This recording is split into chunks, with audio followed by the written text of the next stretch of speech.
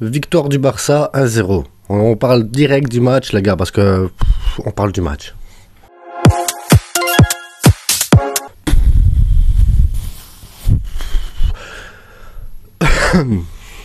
Comment là, on va le faire direct, on va faire clair, on y va, on se lance les gars. Donc le Barça, Xavi, il a décidé de faire tourner un petit peu l'équipe. Tu te dis, oui, t'as raison Xavi, tu dois faire tourner l'équipe, il n'y a pas le choix, parce que de toute façon, il y a des matchs tous les 3 jours, il faut pas épuiser les organismes, il y a des joueurs qui ont besoin de gagner en confiance, il y a des joueurs qui ont besoin de temps de jeu, et tu as besoin de faire tourner, parce que tu as besoin de faire tourner, tu risques des blessures.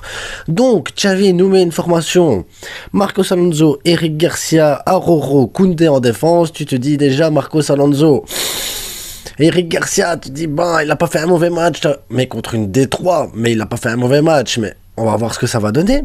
Alors, Marcos Alonso, il le fait sortir après 45 minutes.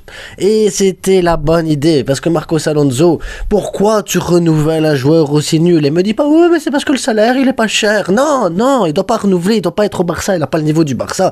Qu'il retourne à Chelsea, qu'il retourne où il veut, qu'il aille, je sais pas moi, qu'il change de sport, ce mec. Il sert à rien. Marcos Alonso dans l'axe ne sert pas. Marcos Alonso à gauche ne sert pas. Marcos Alonso sur le banc, il ne sert pas. Marcos Alonso qu'il aille avec Piqué à Andorre, voilà, c'est ça sa passion. Sa nouvelle passion à Marcos Alonso, son nouveau truc, c'est de se mettre comme idée, moi comme objectif, je veux aller à Andorre avec Piqué. Voilà, Marcos Alonso s'est dit, on passe à autre chose.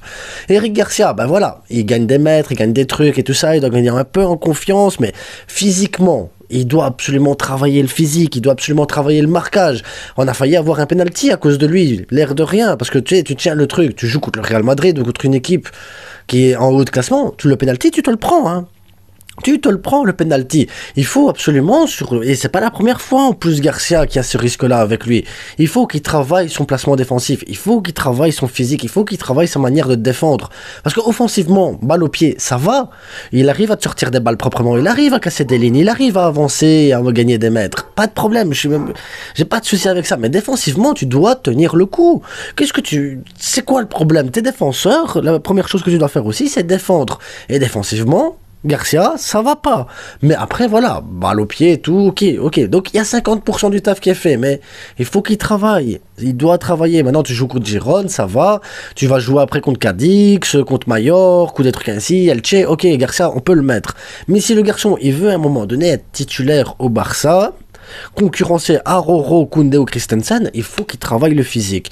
Là, il est jeune, il a quoi, 20, 21, 22 ans, un truc comme ça. C'est pas grave, ça se travaille. Un défenseur, il arrive à maturité à 27, 28 ans réellement, et puis ça dure jusqu'à ses 32, 33. Il a encore 3-4 ans pour travailler, mais pour le moment, ça reste un bon remplaçant, pas plus.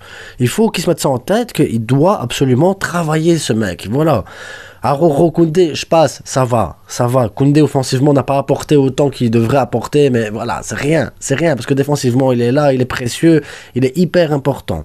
Maintenant, Frenkie de Jong, Busquets, Gavi, j'ai rien à dire. Ils ont fait leur jeu, ils ont fait leur taf, ils ont apporté tout ça.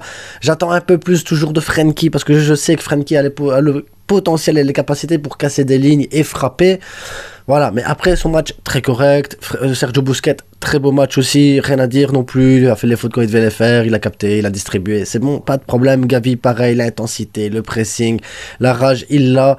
Le gamin, il a 18 ans, donc les gars, soyez pas durs non plus, il a fait ce qu'il devait faire, il a fait le boulot qu'il devait faire, super content. Ensuite on attaque, comme tu dis on fait tourner Ousmane Dembélé, Fatih, Rafinha. Ousmane Dembélé, pourquoi on doit faire tourner? Pour éviter les blessures, pour éviter les trucs, pour éviter la fatigue et tout ça. Dembélé est au prime de sa forme, donc c'est normal que Xavi le fasse jouer, c'est normal que Xavi dise Dembélé doit être sur le terrain, c'est normal. Et tu le sais que tu risques. Toi, tu le sais, moi je le sais, Xavi le sait, Dembélé le sait, tout le monde le sait qu'on a toujours ce risque-là, on a cette épée de Damoclès avec Dembélé. Blessure, les gars. Remplacé par Pedri, blessure. Après, je parlerai des remplaçants. Et ça fait mal, heureusement, apparemment ça serait rien de grave, donc on pourrait peut-être même manquer un match avec lui, peut-être, éventuellement, mais c'est rien de grave, on l'a pas perdu pour des mois et des semaines et tout ça, donc il est sorti à temps, il a senti la douleur, voilà, rassurons-nous, on a réussi à gagner le match sans lui, ça va, mais on a besoin de Dembélé, donc Même s'il commence pas le prochain match, il faut, voilà, il faut qu'il revienne tout doucement, il faut pas le forcer, il faut faire doucement avec lui, parce qu'on a besoin, on a des échéances de fou, les gars, qui arrivent, des échéances de dingue. On doit gagner la Liga, on doit gagner la Coupe du Roi, on doit gagner l'Europa League, et pour ça, on a besoin de Dembélé, donc, qu'il revienne tout doucement, qu'on force pas trop, parce que, voilà, on a besoin, c'est tout. Et là, maintenant, t'arrives, Fati, Raphinha. Deux joueurs totalement opposés. Fati, c'est le joueur que tu vois pas. C'est un joueur fantôme. C'est un joueur qui il touche pas la balle, il déporte pas, il se place pas bien, il n'arrive pas à faire des différences. Je ne sais même pas s'il a fait un tir sur le match, Fati. Fati, il sert à rien en pointe. À rien.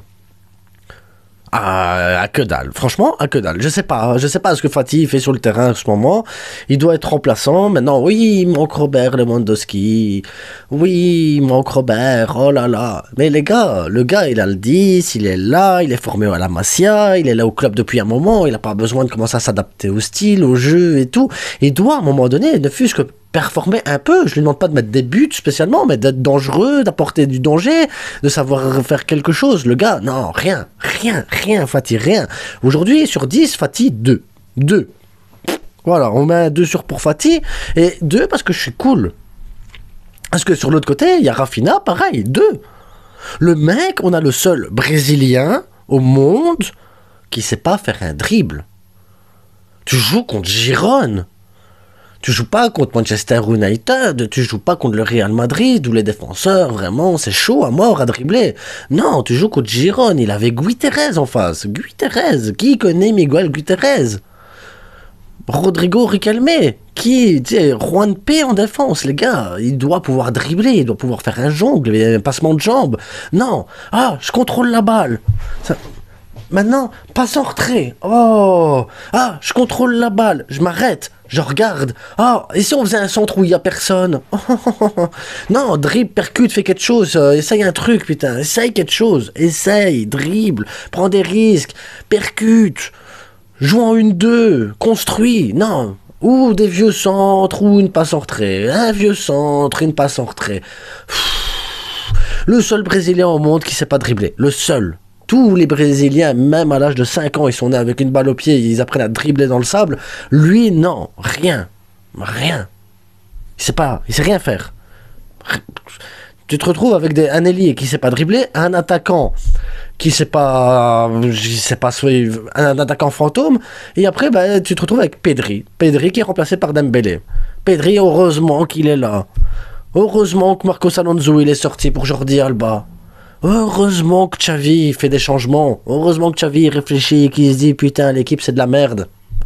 Si je mets pas mon 11 titulaire, mes remplaçants c'est de la merde. Parce que c'est que ça les gars, c'est de la merde. On a un 11 titulaire haut niveau et nos remplaçants de la merde. On a le même niveau que Girone. On a des remplaçants du niveau de Girone. C'est bien, si tu mets les remplaçants, tu joues la 10e, 12e place du classement.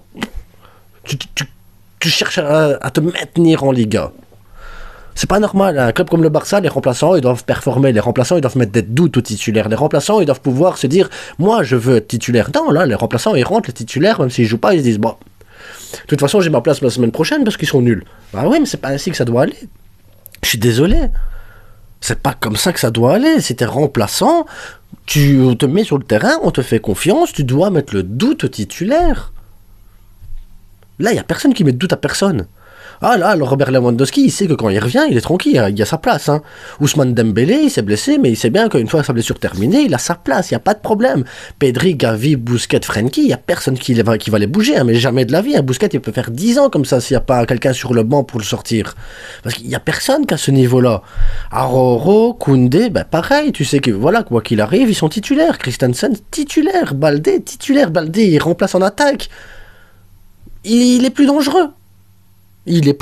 Baldé en attaque est plus dangereux que Fati. Il n'y a pas de cohérence, les gars.